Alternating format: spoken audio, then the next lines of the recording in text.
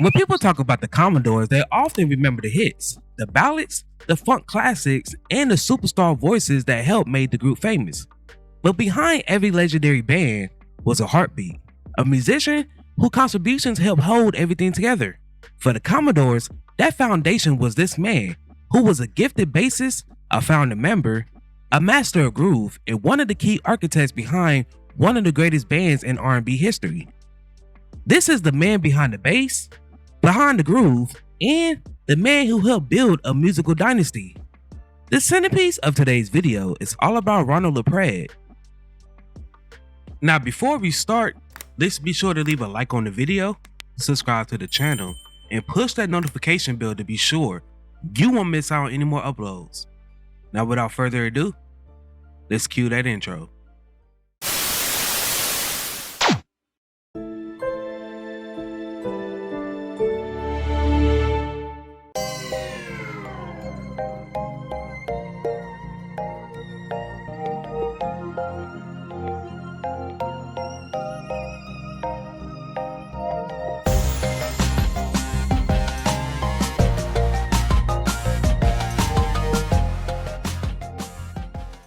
Before the gold records, before the sold out arenas, before worldwide fame, Ronald LaPrade was simply a young musician with a dream. Born on September 4th, 1950 in Alabama. As a teenager, he met Reverend Dr. Martin Luther King Jr. when he visited a neighborhood who was active in the Student Nonviolent Coordinated Committee. Afterwards, he said he participated in a sit-in segregated church, where he and other protesters were attacked with dogs and water. Growing up, LaPrade played various of instruments, including the piano, tuba, and sousaphone. He later performed with his high school marching band. Before joining the Commodores, he also played in local bands, and he studied electrical engineering at Tuskegee Institute. When he officially joined the Commodores in 1970, he remained with them for 16 years. As the band grew their roots in Tuskegee, Alabama, the early years was far from glamorous. The group performed wherever opportunities exist: college gyms, small clubs, local events. Long hours on the road became normal. The pay was very minimum, if that. The challenges was constant, yet they refused to quit. Every performance sharpened their skills. Every setback strengthened their determination. And through it all, LaPrade's bass anchored the band's sound. Ironically, when he joined the group, he faked his way into them when the band needed a new bass player to replace Michael Gilbert, who had been drafted to serve in the Vietnam War. LaPrade was a talented musician who was playing keyboards at an American Legion Hall show where Lionel Richie and Thomas McClary asked him if he knew anyone who played bass. Without hesitation, he told them that he played it, which was a lie. He told them that he was the baddest bass player in Tuskegee.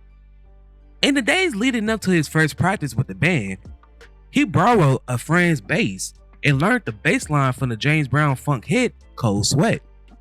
His bass playing proved to be the Commodores' rhythmic and harmonic foundation.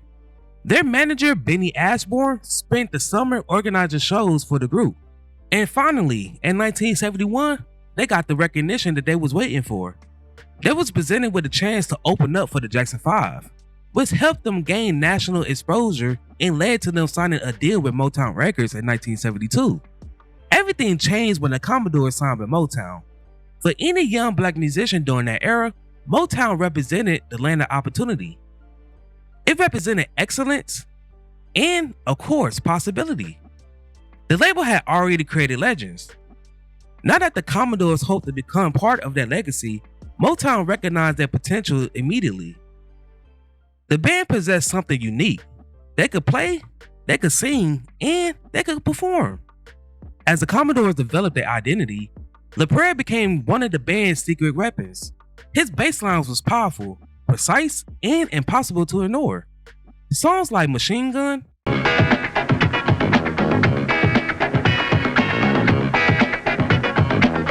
Brick House, The story goes, she knows she's got everything.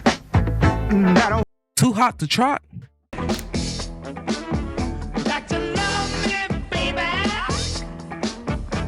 Fancy Dancer, So much loving. Such a real good feeling, child. Easy, Girl, when anybody put chains on me. 3 Times a Lady, With every beat of my heart. Night Shift,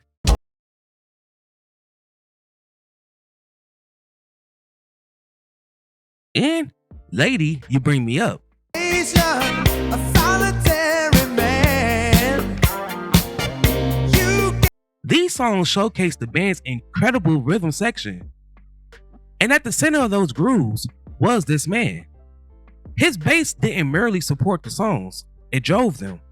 By the mid-70s, the Commodores had become one of America's hottest bands. Audience loved their combination of funk, soul, R&B, and dance music. Their concerts became legendary. Every performance featured explosive energy, and Ronald LaPrade remained a steady force among the excitement. Night after night, he delivered the groove fans came to hear. What separated the Commodores from many of their competitors was their versatility. The band could deliver hard-hitting funk, but they could also perform elegant ballads. This versatility helped them dominate radio. As the group catalog expanded, Ronald LaPrade adapted seamlessly. Rather than playing aggressive funk lines or subtle melodic passages, he understood exactly what each song required. One of the most fascinating aspects of the Commodores' history involved the rise of Lionel Richie. As Richie's profile grew, media attention increasingly focused on him. Yet the Commodores remained a band, and bands require teamwork. Behind every headline stood musicians like Ronald LaPrade, players whose contributions was essential to the group's success. The spotlight may have shifted, but the groove remained. To understand Ronald LaPrade's importance, one must understand the roles of bass in funk music. The bass creates movement, tension, and release. LaPrade mastered all three. His playing combined feeling, timing, and creativity. These qualities earned him respect from fellow musicians and fans alike. When Lionel Richie eventually left the Commodores to pursue a solo career, many questioned the band's future. Could they survive? Could they continue? Could they remain relevant? For remaining members like LaPrade, the challenge was enormous.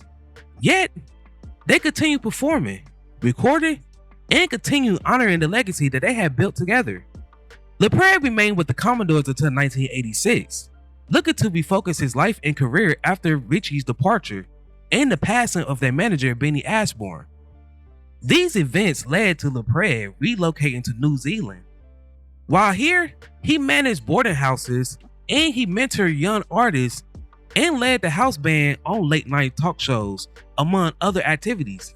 While here, he managed boarding houses and mentored young artists, among other activities. While the casual listeners often focus on the singers, musicians understand the importance of great rhythm players. Among bassists and serious music fans, Ronald LaPrade earned tremendous respect. His work became a study in groove. His recordings became examples of excellence. His influence extended far beyond the Commodores itself. As decades passed, the Commodores' music continued finding new audience. Classic hits remained popular. Radio stations continued playing them. Streaming services introduced them to younger generations. And Ronald LaPrade's bass lines remains as powerful as ever.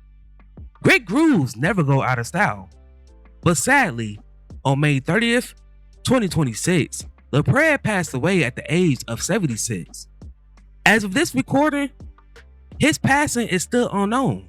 Music history often celebrates the front man, lead singers, and superstars, but bands are built by musicians, players who dedicate themselves to mastering the craft.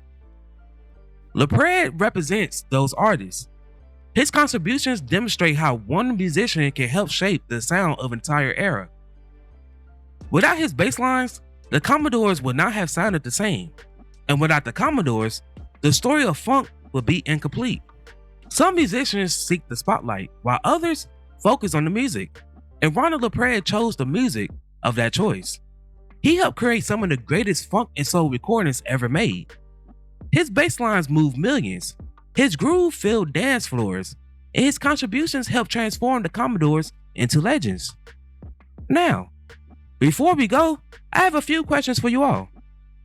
What is your favorite song by the Commodores?